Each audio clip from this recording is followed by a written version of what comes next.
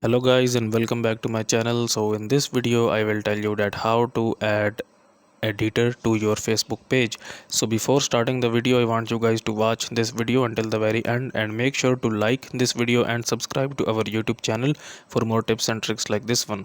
So first of all you need to open up Facebook application on your Android and iOS, and then make sure that your Facebook page is opened up. So tap on your Facebook page profile at the top right, and then tap on your Facebook page name. This will open up your Facebook page profile, and here you will see this option where it says manage. So just tap on this one, and then you have to scroll down here and you will see bunch of different options here, and you need to click on this page access option. So if you don't see this option here, you need to tap on see more, and then you will see this option here.